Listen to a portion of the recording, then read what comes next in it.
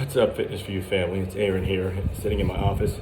Wanted to send you guys a brief nutritional video. Wanted to send you guys a few of these, but just start with some of the basics and then build on them every couple weeks there. So, what I want to talk about today is just a couple fundamentals. I want to talk real quick about calories in versus calories out, your basal metabolic rate, macros and micronutrients, as well as carbohydrates, which are probably the biggest macro that we need to understand. I'll just try to go through this real quick so you can just have some information that will help you, because when you're at home by yourself and you don't have a lot of outlets to exercise or work out, your nutrition is paramount. So I want to make sure that we're taking care of that and addressing that. So first thing first is ultimately when it comes to weight loss, it's calories in versus calories out. The more calories you consume, the more weight you gain, the more calories you burn, the more weight you burn, the more weight you lose there. So what that looks like is it's about a 500 calorie deficit that you need, meaning you need to burn 500 calories more than you take every day in order to start losing weight. And so we don't want that scale to tip too far, because if you tip it too far, we start burning up things like muscle. And so when you see these drastically crazy fad diets where we're having super low calorie intakes, you run the risk of being too catabolic, which means your body feeds off itself and it's going to start burning into muscle and stop burning fat. So we don't want to make that happen, and we want to make sure that we have a good balance and understanding of how that works, so we can lose weight in a healthy manner and not burn up too much muscle. So basically, it's understanding your BMR first and foremost, which is your basal metabolic rate. What your basal metabolic rate is the amount of calories your body naturally burns just to maintain you and keep you alive. So this is a number that is set just for maintenance. It doesn't take into account exercise or movement or diet or anything like that. It's just what it takes to keep you alive. So for example, if somebody's body utilizes 1,500 calories just to keep them alive, just for heart function and lung function and things like that, that means your body uses 1,500 calories each day if that's your BMR. Everybody's is different, and I'll send you a link so you can sort of calculate yours. But if 1,500 calories is what it takes to keep you alive, that's sort of the starting point we have to understand. So now let's figure out how many calories we eat every day. So let's just say you take in 2,000 calories, okay? You take in 2,000 calories and your body naturally burns 1,500 because that's your BMR. Well, that means you're in a 500 calorie surplus. You've consumed 2,000, the body's naturally burned 1,500, we're at a 500 calorie surplus. So what you would need to do is you would need to burn 2,500 calories that day in which to get to a 500 calorie deficit. Okay, so if you're tracking what you're eating, if you're using apps like MyFitnessPal to track what you're eating, we want to ultimately end somewhere in a 500 calorie deficit in order for healthy weight loss. Okay, so understanding that first and foremost paints a better picture of knowing how much I should consume and how much I need to burn. Now, changes in that or deviations in that are things like exercise and sedentary days that you don't do anything and days that you exercise. Those numbers are going to change because you're going to be burning more calories. Therefore, you can consume more calories because you're burning more. The days that you're off or you're not working out, that calorie intake needs to come down because you want to stay in a 500 calorie deficit regardless. If you're burning this much, we need to be here for a 500 calorie deficit. If it's a non-workout day, then your calorie intake needs to be here, and we need to have a 500 calorie deficit. If we're burning here, your calorie deficit needs to be here. So hopefully that helps you paint just a basic picture as far as calories in versus calories out. The second piece I want to talk about is micronutrients versus macronutrients. You hear about macros all the time. Micronutrients are just things that your body needs minute amounts of to sustain itself, but it's very vital and important. Things like vitamins and minerals, iron and zinc, calcium, things like that. Your body needs it to function and perform much more efficiently. However, it needs very small amounts. So if you look in the back of a nutritional label or whatever, you'll see lots of those things measured in milligrams and minute amounts.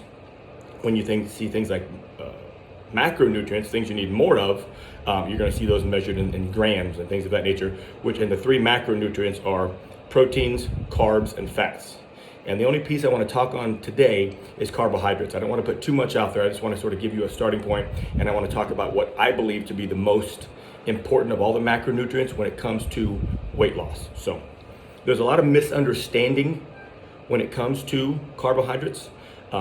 They're the first thing that fad diets jump all over, typically speaking. And the truth is, when it comes to a fad diet, if you were to remove any macronutrient or drastically reduce any macronutrient, be it fat or even protein, something that's good, or carbs, if you drastically reduce that, your body's going to experience weight loss. However, it's not in the best fashion, because the body's going to be robbed of one of the vital things it needs. That it's going to cause a lot of other issues. It's going to burn muscle instead of fat in many cases. It's going to cause you to be tired.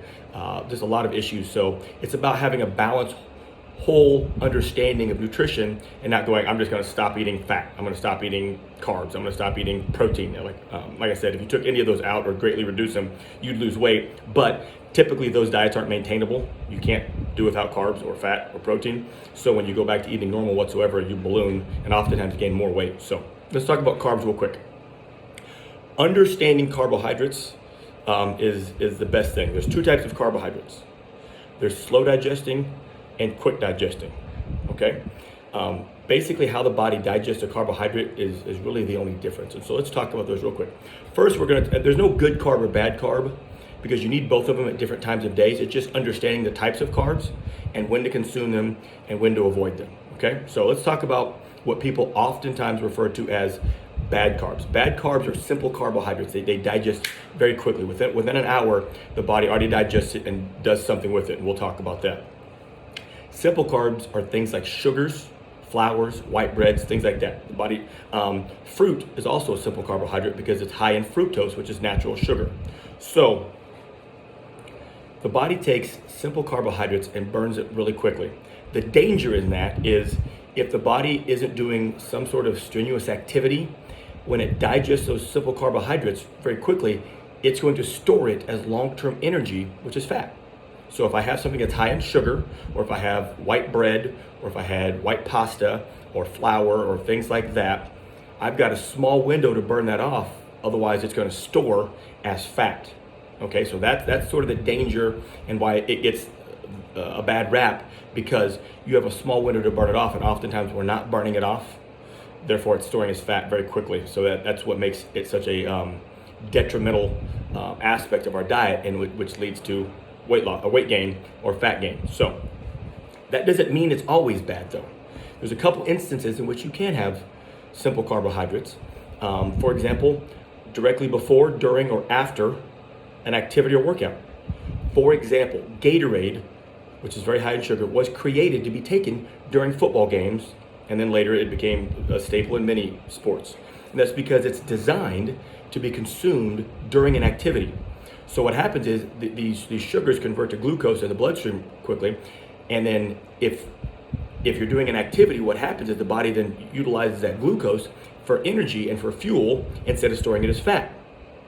Okay, so if you want things that are a little higher in sugar, like a Nutri-Grain bar, for example, I have Nutri-Grain bars here. They're a little higher in sugar, but I only consume them right before a workout, right after a workout, or if I've been doing a lot of sessions in a row and I'm moving around, a lot of classes, whatever, I'll have a Nutri-Grain bar. It's not the best thing to snack on, or Gatorade isn't the best thing to snack on or drink throughout the day. Things that are high in sugar, you should avoid snacking on them regularly, but there is a time you can have them, right before an activity, during an activity, or after an activity when your metabolic rate is elevated, and it will take those sugars or those simple carbs and convert them into fuel instead of storing them as fat. The other time you can have a little more of them is in the morning. You've been sleeping for 8 hours, hopefully, and your body hasn't consumed any fuel. So when you wake up, you're in a catabolic state. So if you have breakfast that has a little more sugar in it, or that has lots of fruit in it or whatever, the body will utilize that and stop the catabolic effect of breaking down muscle, and utilize that as fuel, because you're in essentially a starvation state.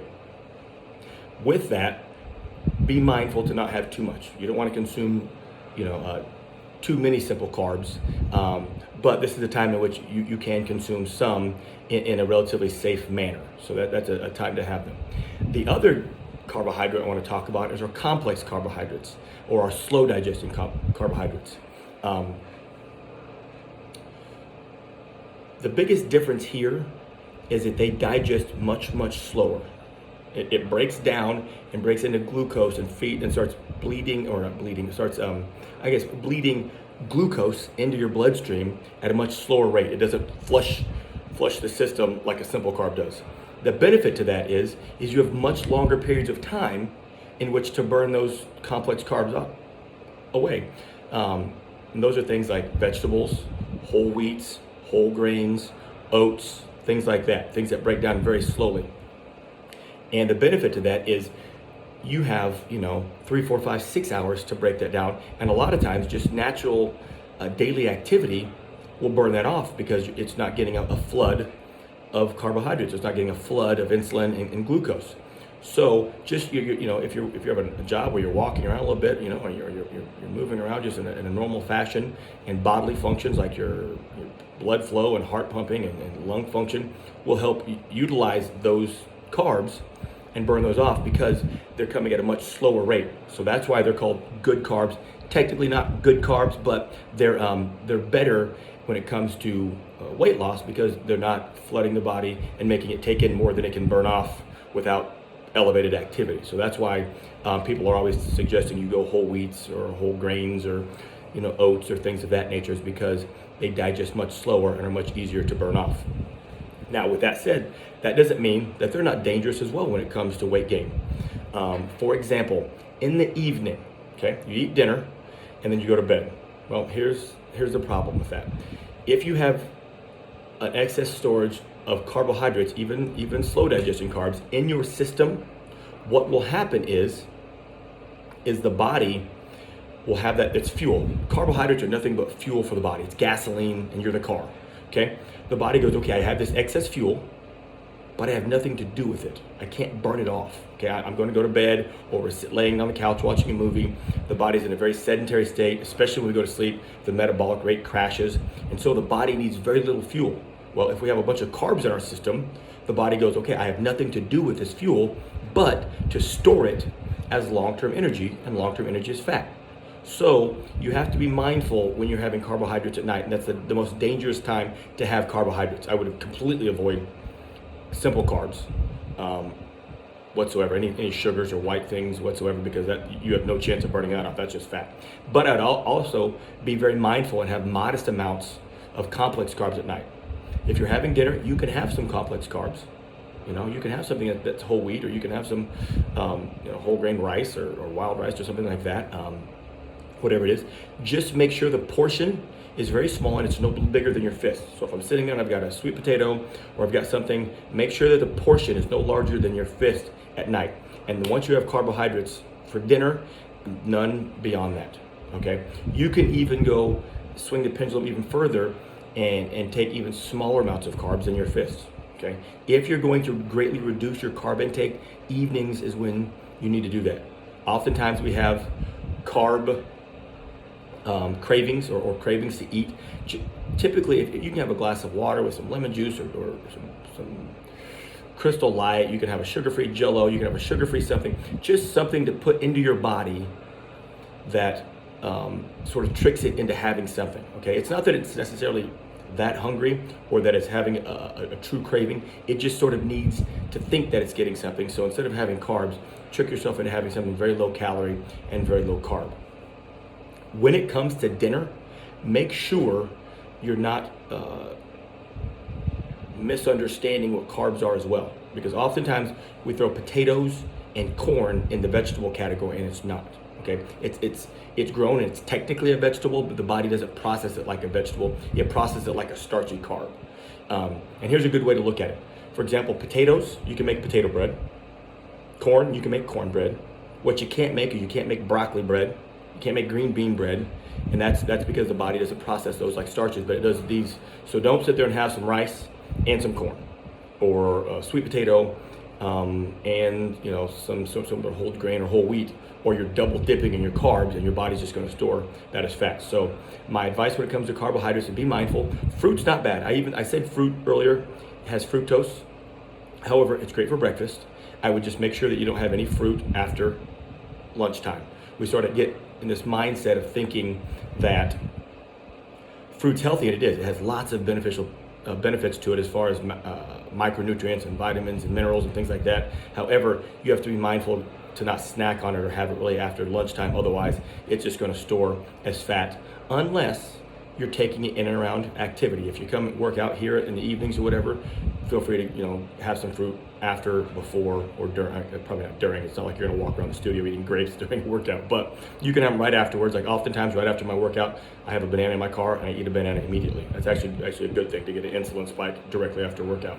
So that those are times in which you can, but sort of we get this mindset of going, I snack on blueberries at night or strawberries at night instead of eating fatty stuff. Well, that's going to convert to fat in a second, so avoid having those fruits at night, okay?